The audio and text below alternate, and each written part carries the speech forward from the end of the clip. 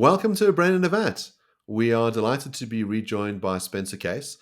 Spencer is a real friend of the show, and he's been on many times as a guest and as a co-host. And today we're going to be talking about something kind of spicy. We're talking about white male privilege. Spencer, would you like to start with a thought experiment?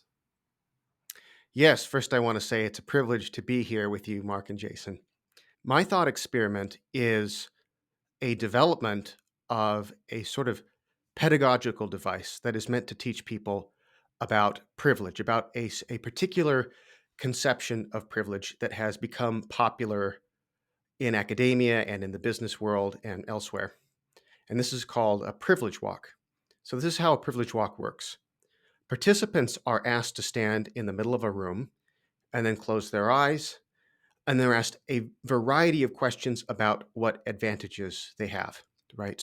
If you are often made to speak on behalf of your race or feel that you're made to speak on behalf of your race, step forward. Uh, um, Excuse me, I guess step backward. If you feel you're often, that would indicate some kind of disadvantage. If you often see people of your race represented as national heroes, things like that, take a step forward. That represents some kind of advantage. Okay, so a series of questions like this are asked. There's no canonical set of questions that are asked. There are a variety of ways that this is done. It's developed from the work of Peggy McIntosh, and some people attribute this exercise to her, but it really seems that it was others that developed it based on her work, based on her ideas.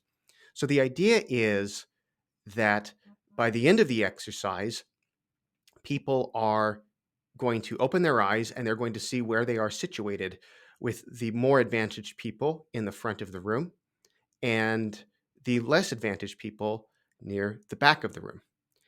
And this exercise is supposed to trigger a sort of awareness, an awakening, a coming to see in Macintosh's terms. So you are aware of advantages you have that others don't have, and how, or disadvantages you have that others don't have. And it's supposed to be very eye opening for the privileged, but the unprivileged are supposed to have already have awareness of this. Right? This is not new, supposed to be news to them. So this is supposed to trigger a discussion about privilege in a more robustly normative sense. And I'm going to postpone defining what that is because they don't do that in the exercise. They just start with this sort of thing. So here is the variation I want to consider. So I want to consider an ultimate privilege walk. And what would make it an ultimate privilege walk is you imagine everybody is part of it. It's not just the people in the room. And you ask about every conceivable kind of advantage that is a real advantage.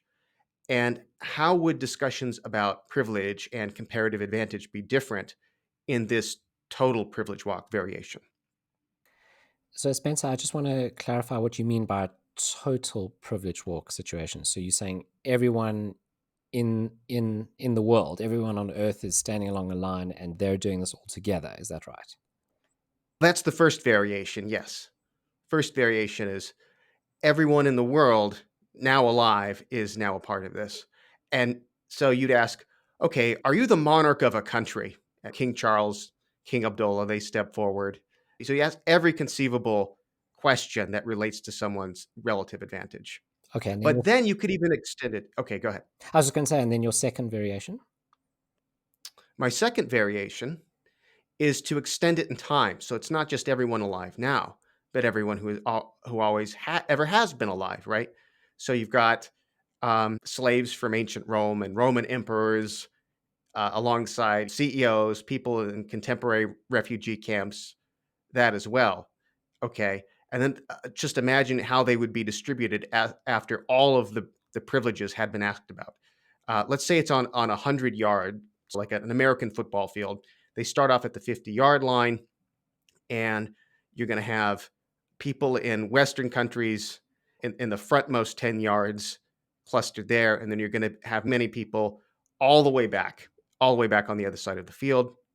And you could extend it even further and ask, suppose we have, this would have to be a greater imaginative exercise, but you imagine all sentient beings, where they would all be placed if you could. All the animals in factory farms, right? So my point in asking this or considering this variation is, one, I think when you have just a few people, you can ask leading questions that are guaranteed to get them stratified along certain lines, right? And you can also, if it's everyone in the room is, and presumably this is taking place in a fairly developed country. I don't think they do this in refugee camps. That would be my guess, right?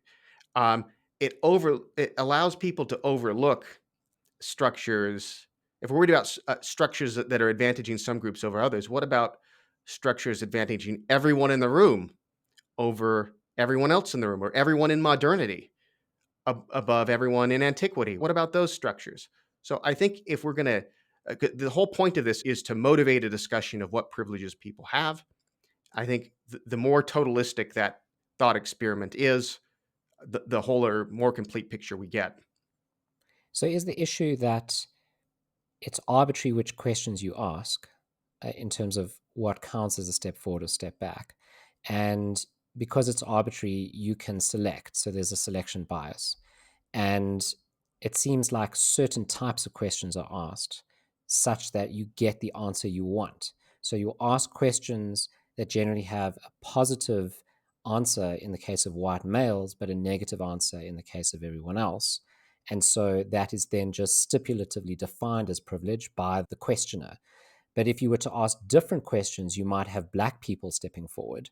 Um, I'm curious what the mechanism of looking into the past is doing. I'm curious how that plays into your thinking.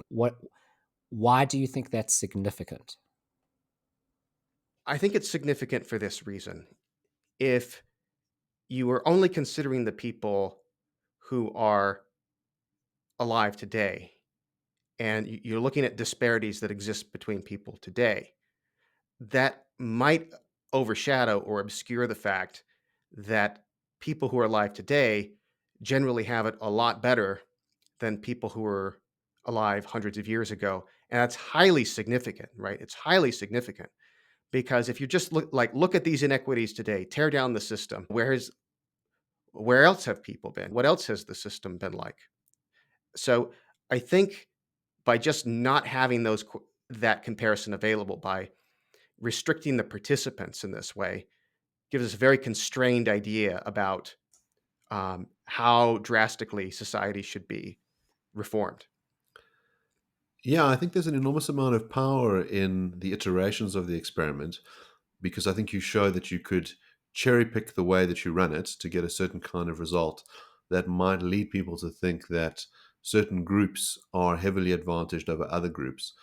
And I think once you expand the circle in the way that you have, you'd find quite a lot of variation. You'd find that it doesn't track that certain racial groups always do better. I think you'd find the most privileged group is the youngest group. In other words, those who were born more recently, that having access to all the resources that we have in modernity now is just an embarrassment of riches in comparison to what our grandparents grew up with, their grandparents grew up with. The access to literature, to resources, to all the delights that we have in the modern day, you're very well off because of that. I think the other thing that people would probably find is that where in the world you're born would make quite a difference. That it wouldn't necessarily be about your race, but about the country that you live in. So if you live in a country which does very well on, let's say, the Fraser Freedom Index, um, you could be one of the poorer people in that country and be better off than someone who was relatively rich in another country which had low levels of freedom. Um, so you'd much rather be poor in America than middle class in Somalia.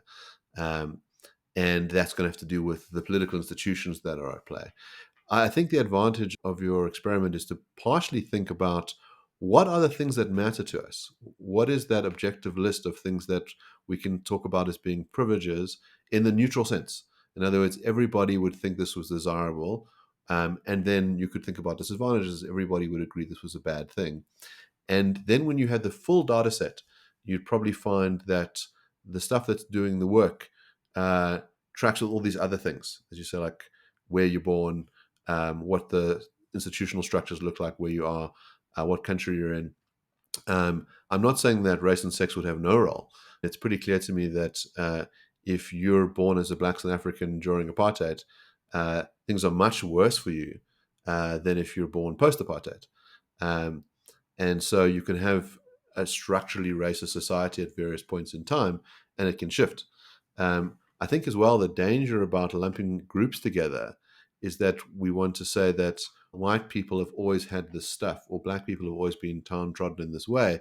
And once you take into account time, you'd see that those things really do depend on time and do depend on where we do the look. So I think that's a very clever exercise. Can I make one further point about youth? This is a point that Deidre McCloskey made, which is that when you think about the top 1% or the richest people in the world, a variable people often don't control for is age, right? The richest people are likely to be the oldest people because they've had the greatest time to accumulate wealth.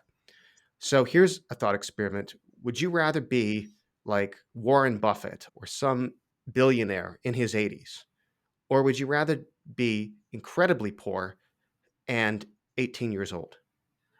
Um, I think probably I'd rather be the 18-year-old in almost all circumstances. Not all circumstances. I mean, there might be some situations that are so horrible that the rich 80-year-old seems preferable. But in terms of who has the most advantages right now, I think if you don't take youth into account, you're missing a huge part of the picture. How many more years do you have left to live is a massive advantage. So this raises a different issue, which I was thinking about as you were giving the privilege war case, is we're assuming all of these factors are equally weighted. So with each question that you ask that you're supposed to take a step forward, if your answer is yes, we're assuming it's the same length step. And at the end, you compare everyone's total distance. But it seems like something like being very old or very sick are very large steps backwards, whereas perhaps being able to drive home without the worry of the police pulling you over is a smaller step backwards. Without the worry would be a smaller step forwards. It seems like there are differences in weightings here, which are ignored by the thought experiment. This, I think, is a huge problem for the original exercise because they can't apportion. One of the things that is usually mentioned is I can easily find bandages like band-aids that are my skin tone or something close to it, and white people would take a step forward and darker skin folks would take a step back. Until very recently, that was true. Recently, I've learned that there've been a new line of products that are trying to correct for this. It's a fair question to ask why it took so long for them to be developed when there was clearly some consumer demand about this. But yeah, it seems like that is a minor annoyance, but some of these would privilege walk exercise prompts also say take a step forward if you have had two parents in your household growing up the whole time you're growing up. And that's way more important than the color of the band-aids that you have access to. Yeah, I agree that to really do this properly, you'd need to have a variation where it was proportioned to the significance of the advantage or the disadvantage. Yeah, that seems very important that when you care about goods, the extent of the good really matters. And it seems like you could set things up in a way that would create this huge distortion by asking a lot of questions that will give you one step, but actually aren't that important. Um, in South Africa, most people are black. Um, and band aids that match a black skin tone have been put on the market. And for whatever reason, they actually don't do particularly well. There isn't the same kind of consumer demand that you'd expect. Um, and it might be that a small number of people see it as a huge insult that you would describe band-aids as flesh toned and only have them in lighter skin shades. But consumers don't seem that bothered by it. Um, Maybe there's other methods like transparent band-aids that are going to show whatever your underlying flesh tone is, and that sort of usurps the category and has been around for a while. But uh, yeah, in a way, the wonder of markets is that they will solve a lot of problems. If there really is a genuine interest in solving something, someone wants to make money out of it, and the lust for money is often going to trump someone's racist desires. Um, I wonder about some questions sound like they'd be complicated to answer. So if the question is something like, is my race well represented in the media? It seems to depend, right? So if you're talking about, let's say, the Grammys, um, there are a large number of African American artists who seem very well represented in that category. Talking about the NBA, very much. Maybe if you're talking about I don't know, hockey players, when are you supposed to take the step forward? Uh, and what do I do if I'm a white Jew? Sure, there's people who are white who are represented in Hollywood. And I could say, great, I feel like all these people stand as my race champions, and I'm just delighted whenever I see them. But if a whole bunch of them aren't Jews, does it count? Uh, why make white the category? I imagine that there's certain people of Irish descent or German descent or Italian descent who aren't particularly enthralled by seeing people who just happen to have the same amount of melanin in their skins prospering. But they might go, yeah, there's this Irish guy. That's amazing. Like, really proud of this guy for being Irish. And I imagine that's a similar thing that goes on with black people. So in North America, there's this claim that there are African Americans, but there's clearly an enormous amount of variety. So you've got people from the Caribbean, you've got people who are descended of slaves from West Africa, you've got modern Nigerians. In South Africa, you have an enormous number of different tribes. So there's Xhosas, there's Vendas, there's Sutus, there's Swanas, and they're all not necessarily cheering each other on, right? They might feel some vicarious pride because Vendas are suddenly doing well, but the Zulus go, oh, it's not one of us. Uh, so again, like how you do the gerrymandering and how you ask your questions seems to matter. And I also wonder, how good is it for you as an individual if someone who happens to share some particular trait that you have prospers? Don't you want to know whether you're prospering? Okay, this is the point where I would like to introduce my definition of privilege. I've been talking about advantages and I guess privilege in a kind of loose sense, but there is this sense in which it's used that has been inspired by the work of Peggy McIntosh. And this is an amalgamation of closely related definitions, but they're pretty close. The sense in which privilege is often used is something like the following: unearned advantages, or sometimes undeserved entitlements, that are systematically conferred on the basis of group identity, which is usually invisible to those who have it and visible to those who don't. So once the participants in this exercise are sorted out, individually sorted out, they're supposed to notice patterns of a kind that the men are going to be more in the front and white people are going to be more in the front, and women and non-whites are going to be further back. And this is supposed to get a discussion going that's supposed to get us to this concept of privilege, right? That has been enormously influential. Macintosh is mostly known for an article called Unpacking the Invisible Knapsack. And that article has been cited over 7,000 times. And there are other variations of this that she's written they've also been cited thousands of times. To give you some sense of how important that is, Mike Humer has written, I think, 10 books and 70 articles, and he's been cited 6,000 times. But this one variation of this one article of Macintosh's has been cited 7,000 times. And she also has trained activists in her National Seed Project, and she tends to be cited in a very deferential way, as Macintosh has shown us in this kind of stuff. And then there are also these pedagogical exercises that are put in, exercises like the privilege walk, that are put into place by businesses and by universities and things. This has been incredibly influential. And the central idea of this is that it is something that is a group advantage that is conferred by society. And I've got a couple of questions about that. As one is, if you really did the ultimate privilege walk, if you really asked all the questions, would this still seem like a group thing? Would we make any inference to strong group stratification here? Or would it be like an individual thing? We could talk about individuals being more privileged than others. That's one way we could go. And the other question I have, and Jason, I think this would be of interest to you. I've always wondered, what does it mean for something to be conferred by society? I feel like that's a kind of a metaphor that's taking the place of a satisfying causal explanation. Yeah, so Spencer, you're absolutely right. It'd be weird. Does society have a hand? And then this hand reaches out and drops in your lap a certain advantage. It's weird. It must be a metaphor, right?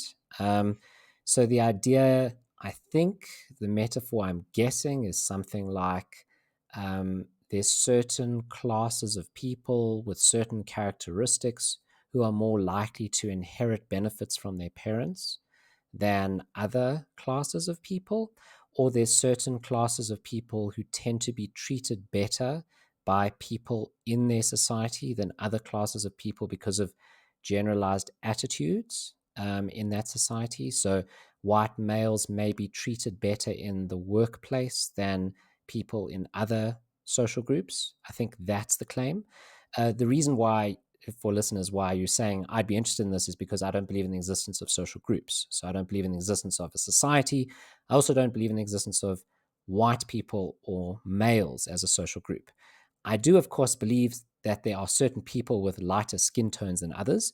And I believe that we might even have attitudes towards them, although I don't think those attitudes are consistent in the way people like Macintosh think they are. I think there's something interesting in the definition of privilege that you gave, which is it suggests unfalsifiability. So you talked about how the people within the group who have privilege cannot see it, and the people outside of that group can. And that opens up the possibility for unfalsifiability because anyone at any point can say, look, you're privileged. And that person can say, hold on, I'm not. And they'd say, of course you'd say that. You'd say that because by definition, your privilege involves an invisibility of that feature to yourself. And the privileged person could point back to the person who raised the claim in the first place and say, but hold on, you're privileged. And they'd say, no, I'm not. And that seems perfectly consistent with the definition, but that it raises this problem of unfalsifiability. And in philosophy and science, we want to make claims that are falsifiable, that we can verify, and we can stipulate the conditions under which that claim would definitely be false so that we can check whether those conditions have arisen. We can test it. It seems like the claim is untestable and unfalsifiable, and that's a big problem. Yeah, that is one issue. One strange thing, though, is Macintosh is herself white, and she begins her earlier article was just called it was called uh, I think white privilege and male privilege, or maybe I'm getting the two um, swapped around. But she in that article she gives a list of 40 things. It's just her sitting and thinking these are things that seem to me to be privileges that I have because I'm white, and yet she starts out by saying that they're usually invisible to white people. They're usually invisible to the privileged. But she has this special ability to see what the rest of us can't see. Um, she has the vision thing. Uh, so there's something odd about that. So you can see this, but we can't. And that must be because we aren't as enlightened as you. So that's a bit troubling. I have been to one um, it was American Association of Philosophy Teachers session at the APA in 2018, where there was somebody who was interested in privilege who was describing how she would have her non-white students talk and basically encourage them to complain about the white students. And as the white students sat silent, and I think it's good for them not to feel completely comfortable. And I thought, man, I was the only one who challenged her on that. Is that a good thing? It seems like you're happy that you're making these students feel uncomfortable based on race. And she's like, they get to be comfortable all the time. So this is educational for them. And I just thought, yeah, I suppose you could think of it that way, but it's weird to think that the bias goes in just one direction. That's the thing that I think is strange. The thing that the unprivileged, they are the ones who see the truth. And that has been taken in a very simplistic way culturally. The Chicago Theological Seminary some years ago had this white privilege glasses video, which you should look up because I think it typifies this very thing where um, there's this white man who puts on these glasses that allow him to see the things that a black person sees, and his eyes are just opened.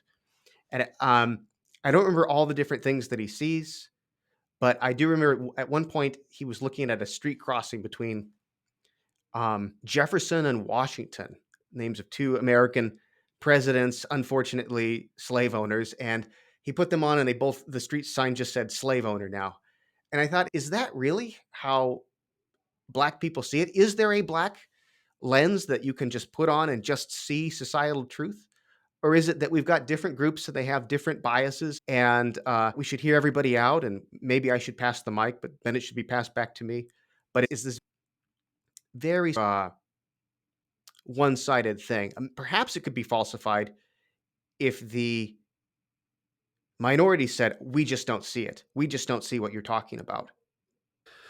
Yeah, so I wonder if these things become unfalsifiable in another way, which is that if you are someone like Thomas Sowell, who's black, and you call foul and you say, hold on a second, I just don't buy any of this white privilege stuff.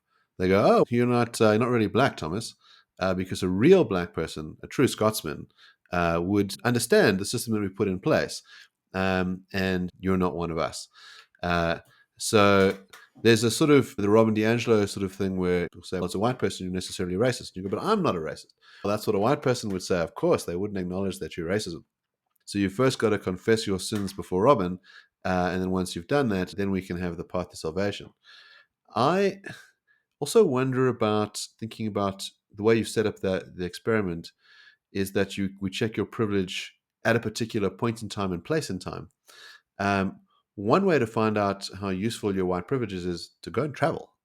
Go and find out whether all the nations of the world go, oh, you're white. We're going to just afford you all these privileges in our society.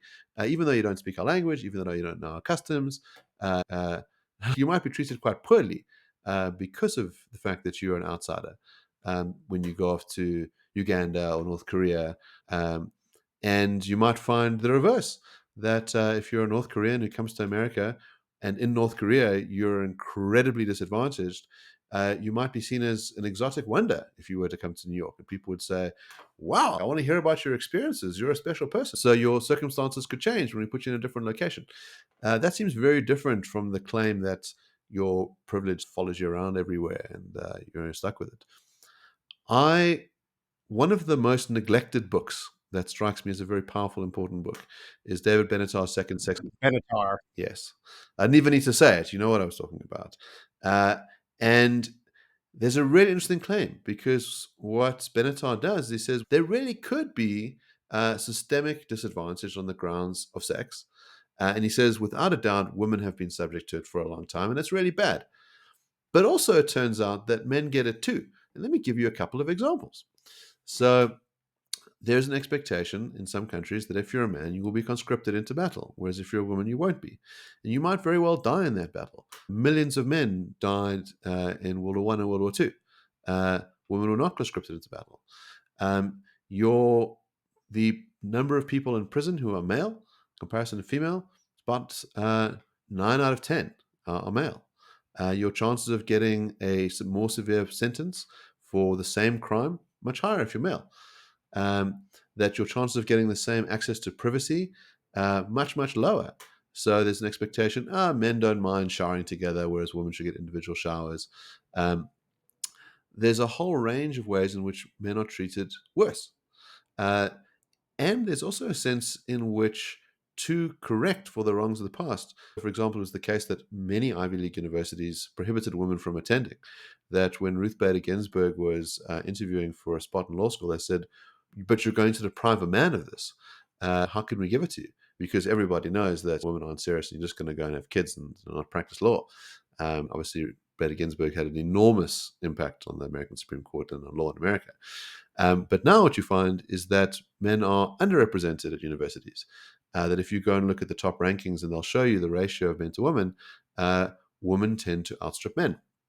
And this has its own ramifications for women too, that it's much harder to find a mate when your dating pool has been narrowed, when there are so few men who have college degrees. It causes some level of misery for them, but also causes misery for those men who don't get the chance to go and study. So I wonder what you think about that. So if there are certain kinds of institutional structures that you can put in place, laws or cultures that really do go and benefit one sex over the other, one race over the other, Do those things amount to privileges? Yeah, I definitely think they do, but I want to note that this is not a zero-sum game. Women can face a lot of problems and a lot of sexism and abusive boyfriends and things like that. And they certainly bear the burden biologically of reproducing the species that falls on women. So I don't want to minimize the problems that women face, but I don't like the idea of thinking of men as an advantaged class or something because they don't have those disadvantages because they've got a bunch of others. Men die younger. That's partly biological, I think, but it's also because they tend to work harder jobs. They're more likely to be murdered, all sorts of social facts. If you see a woman slapping a man in a restaurant, you might think, what did that asshole do? He must have really had it coming. I don't think it would be viewed the same way if a man slapped a woman under similar circumstances. So there are all these things you can point to. Um, and so I guess the question that this leads us to is, do we want to revise the concept of privilege? Or is there a core here? Um, I do think that the zero sum game part of it, that you're a man, you need to listen to those who've been worse off through most of history. I do think that lacks a certain sensitivity to the present. I think there's a strange deference to what the power structures have been that blinds people to the way things are changing. And sometimes the very emphasis on privilege introduces new sorts of privileges. Like you have the what John McWhorter called the privilege of calling out privilege. So strangely enough, the more privileged you are, the less of that privilege you have. It seems like privilege, correctly defined, given the discussion that the two of you have had, it, it needs to include placeholders next to it. So it's a relational term with variables. So someone is privileged insofar as they, so that'll be the first variable, that person, A, is advantaged relative to another person. So they're more advantaged than another person, B. So there's two terms so far.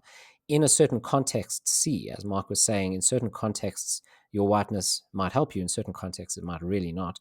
My point is just that it's a relational concept. It seems like a person doesn't have privilege per se in an absolute term where you can just quantify that. And it's not a one or zero or even by degree. It seems like it's highly specific to context. And given that kind of, it derails the notion that a person is privileged, and it derails the notion that privilege is an overriding feature, given that it's so specific in a certain context with regard to a certain feature, with regard to a certain time and a certain area.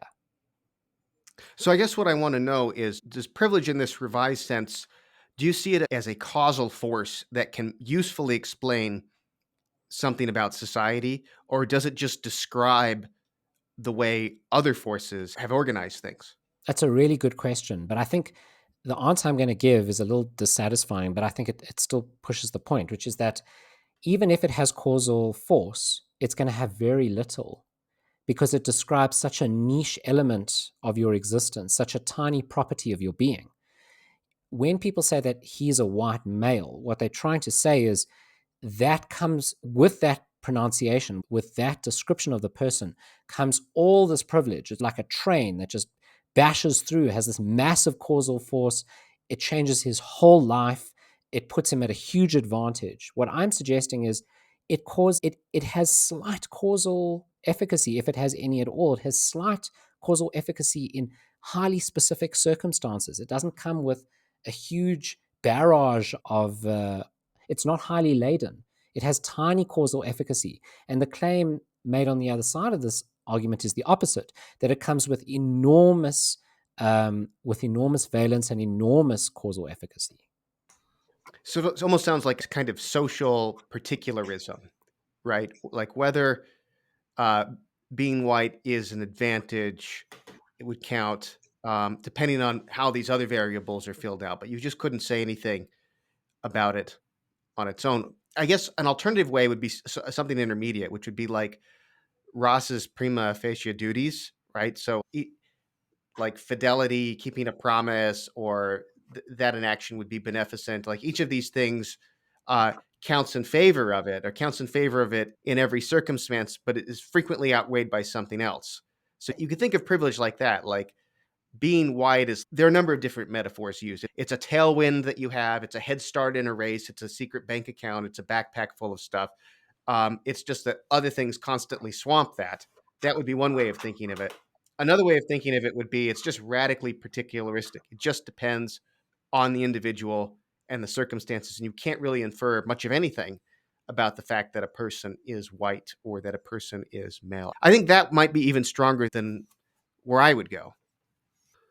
So I know one of the critiques of McIntosh's work is that she's thinking of a very particular kind of upbringing when she talks about white people. So I think her own upbringing was a very wealthy New England upbringing. And so when she gives those examples, that tends to match people in her neighborhood. But it doesn't match the lives of Appalachians who might have grown up with a single parent, might grow up in a community where there's widespread drug addiction, where people die from the opioid crisis, that they're not particularly well off, and they happen to have the same amount of melanin. But to say those Appalachians are just as interchangeable with the people that grew up on Long Island strikes me as rather ignorant.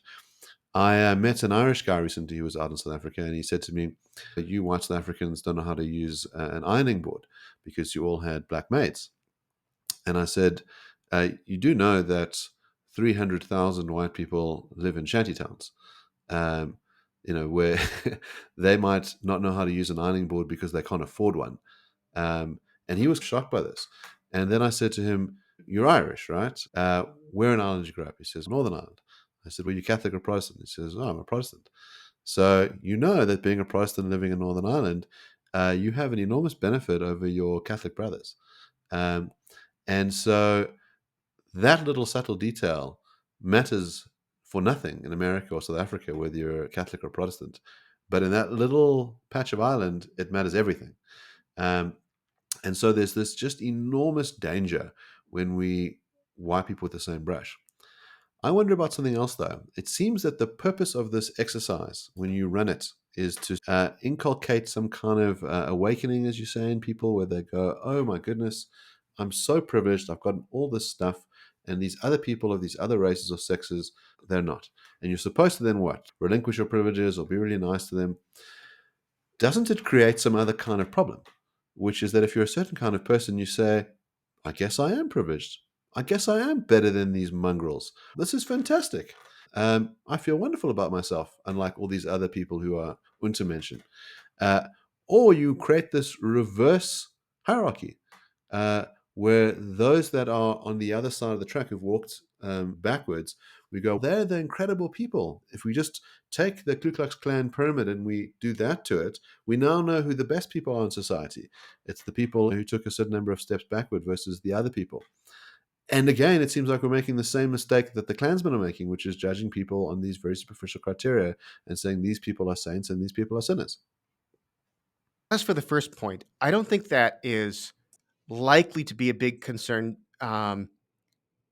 Maybe in virtue of the group dynamics that would be operating when this exercise is being performed. However, I have had this thought that, like, Robin DiAngelo's white privilege is very much influenced by Peggy McIntosh. She says near the beginning that it's actually preferable to be an open racist than to be a sort of closeted racist, like a shallow liberal of sorts who isn't fully committed to um, renouncing white privilege and that sort of thing, and fully committed to anti-racism as D'Angelo conceives it, because she just thinks it's more honest. And I thought, reading this book, a few years ago, I thought, gee, I could definitely imagine someone saying, if my choices are between this kind of self renunciation, and it really is quite extreme what you find in D'Angelo's books, but if it's a choice between that and hardcore old school racism, some people are going to find the latter preferable. Um, but I think, as you say, there is a kind of ritualistic element to some of this. So this is a quote I begin another essay I wrote on this from the Ethics Left and Right book, from a philosopher named Andrew Pierce, who is a supporter of privilege, a supporter of this stuff, this whole not a supporter of privilege, but of the privilege pedagogy and that sort of thing. This is what he says. The conceptual framework of white privilege has been incredibly influential, not just on contemporary scholarship on race, but perhaps even more so on anti-racist activism and on the cottage industry of diversity training and education. For many programs, political and institutional, the acknowledgement of privilege serves as a kind of therapeutic starting point, a confessional precondition akin to admitting you have a problem in various 12-step enterprises. I do not mean this glibly. That's from a supporter of the this framework of thinking about advantage, and not a critic. And I'm connecting this quote now with a book I'm reading by Jesse Singal called The Quick Fix. It's all about these psychological interventions that are supposed to make a big difference to some social problem that turn out to be not very backed by the evidence, but are trumped up by particular researchers and then exaggerated by the media. Counter evidence is ignored, and little bits of confirming evidence are blown out of proportion. And all these expensive and useless interventions are made. One of them he mentions that I didn't know about was the positive psychology suggested these interventions first for youth depression in for kids in schools, and then it was adopted to treat trauma by the Army without very much evidence at all that it could even the first thing it was good for that that it could really do that, and less that it could generalize to trauma. Okay, and problems with implicit associations is another one he talks about. So as I'm rereading this stuff on privilege, I'm thinking this is another quick fix, is what this is. The reason this became so popular and has been cited so much is there is a seed. I've been trashing this whole literature, but let's acknowledge there's a kernel of truth here. It's true that some people are born with a lot better cards than others, and there does seem to be something unfair about that. And it is a benevolent sort of sentiment to want to try to help people who are worse off and to acknowledge the things that you have. Um, And so you can see how that sort of good intention could lead people to reach for interventions. All of this sort of privilege training, things like the privilege walk, and um, everybody. Oh, this is another one McIntosh comes up with.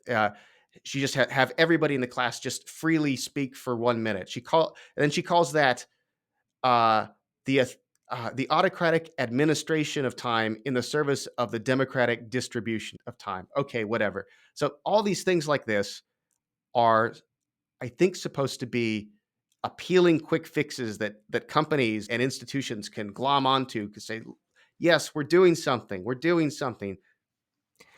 So there's a lot of questions to ask about whether we should assume, let's just assume that this is correct. So let's just assume that there are significant social differences between white males and everyone else, or white people and everyone else, and males and females. Let's just assume those differences for a moment.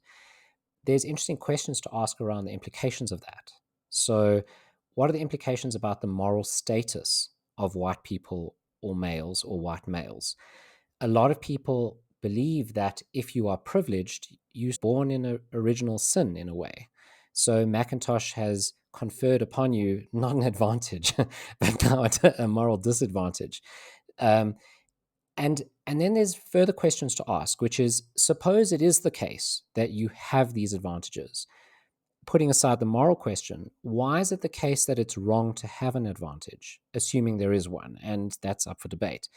But assuming there is an advantage associated with being a white male, for example, why is that bad? Now, here you get to something that I think it was Michael Monahan called the boundary problem, which is how you define the boundaries of privilege. If I'm just not being harassed by the police all the time, and black people are, let's say that's true, um, that is, I guess, unearned. It would be weird to call it undeserved, though. And this is one way that Macintosh has been criticized by others. It seems like everyone should have what I have, right? Everyone should have what I have in this case.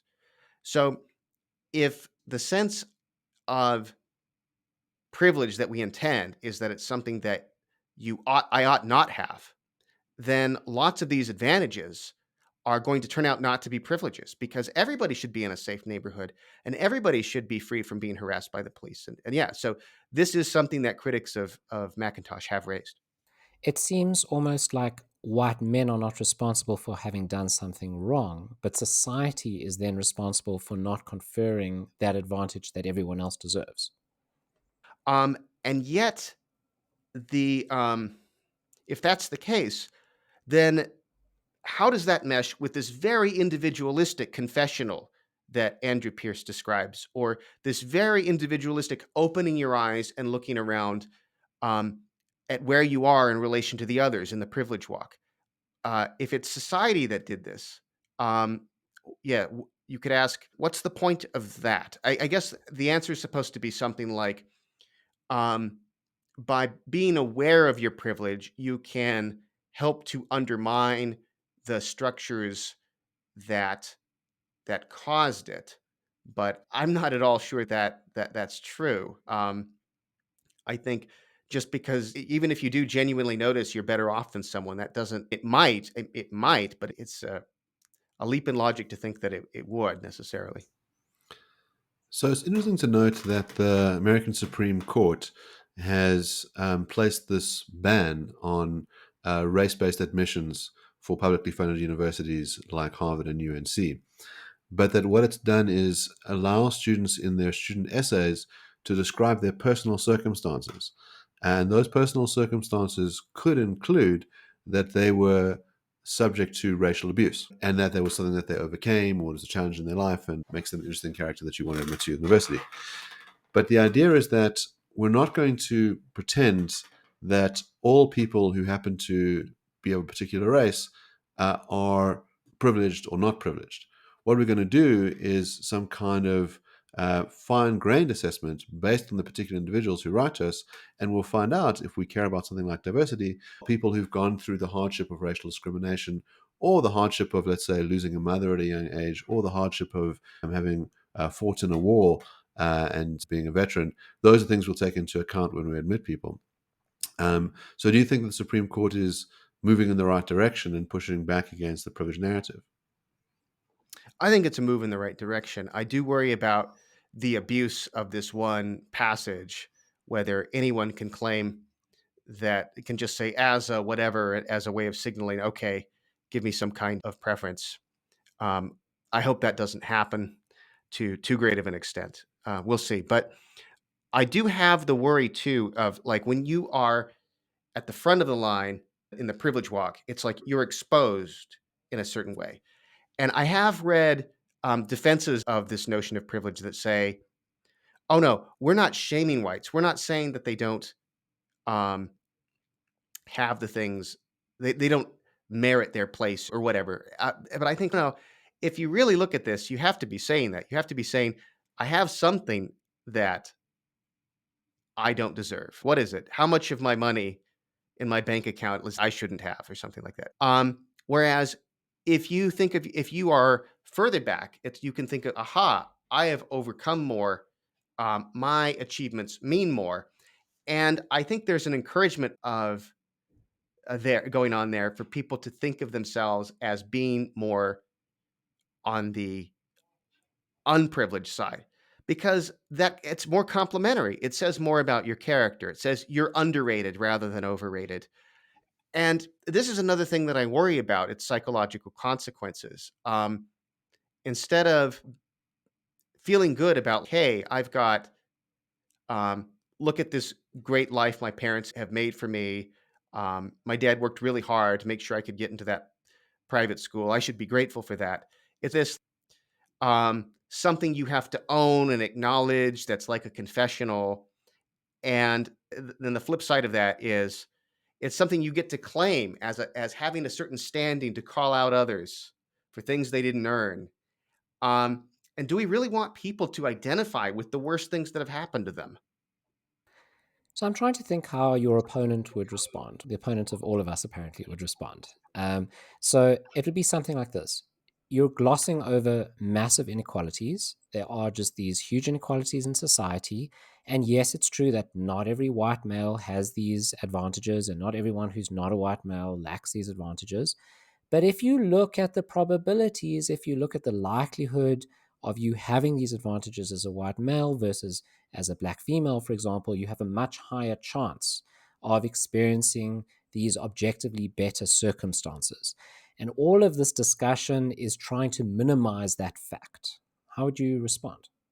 The black female has a longer life expectancy than the white male, according to the CDC figures. So that seems important.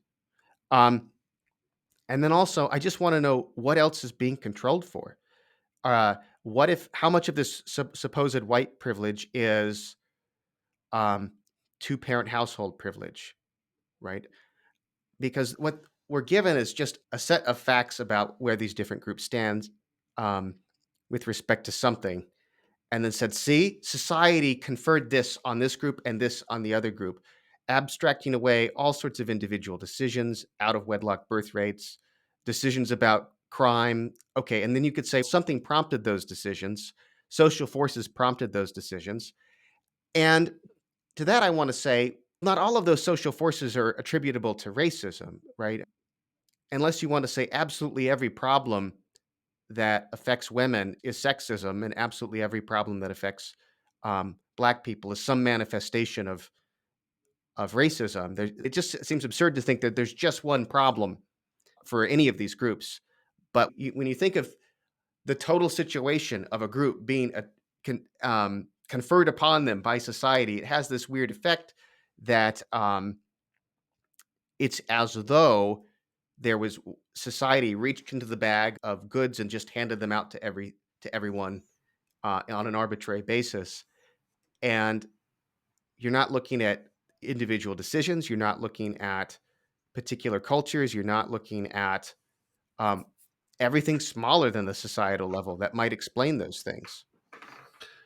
So one of the questions that I've often asked people who really buy into the privilege narrative is I say, let's assume that you got fired because most people who buy into the privilege narrative have quite a nice job.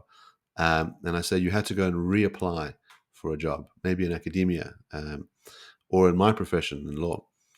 And you could pick the categories on the application form as to what you are. Would you tick straight white male?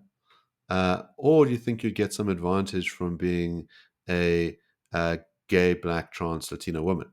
Um, and in South Africa, where the Bar Association has said that they've taken enormous efforts to limit the number of white males who can become barristers, so much so that out of 100 this year, they admitted zero. Um, it seems that being a white male is not a very useful thing in that career setting. And I'd imagine that in academia, those things might follow. Um, and I wonder which of the groups that really do have the privilege, and if you could freely select. And I think in some places you can quite freely shift. One of the bits of advice that I've given to people is that they should do some soul searching and recognize that their gender identity doesn't match the sex that was assigned at birth, or that their sexual orientation has changed overnight. And this may very well improve their prospects of being employed. No, I think that's true. And I think this is where people are going to lean into, yeah, but you have to look at the whole history. You can't look at where things are right now. You have to look at the history. Um, and I've been thinking about this. One worry I have about white privilege is consider anti-Semitism, right? Society. So you can imagine somebody saying society has conferred upon Jewish people all this wealth and all this influence and stuff, and that strikes people rightly as a form of bigotry, and it's rejected. And I think what um, people who are concerned about privilege would say is, look, but they have a whole history of being oppressed that white people don't have, qua white people. And that's true. But I just don't think that it's all that important, because you could imagine this counterfactual. You could imagine a counterfactual history in which the Holocaust didn't happen. hypothetically, okay, don't edit that and just and say I said it didn't happen, okay, and the pogroms didn't happen, and there wasn't this entire history of Europe, in Europe and in the Islamic world of anti-Semitism, but it just started popping up in the 2020s for the first time ever. Um, I think we would still want to condemn it as bigotry.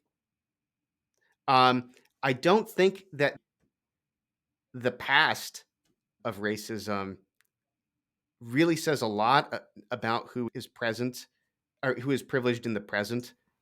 If you just look at what the comparative power situation is. And so, what you're saying in South Africa, it might be true that the history vastly favors white people, but at this moment, in this context, white people are not privileged.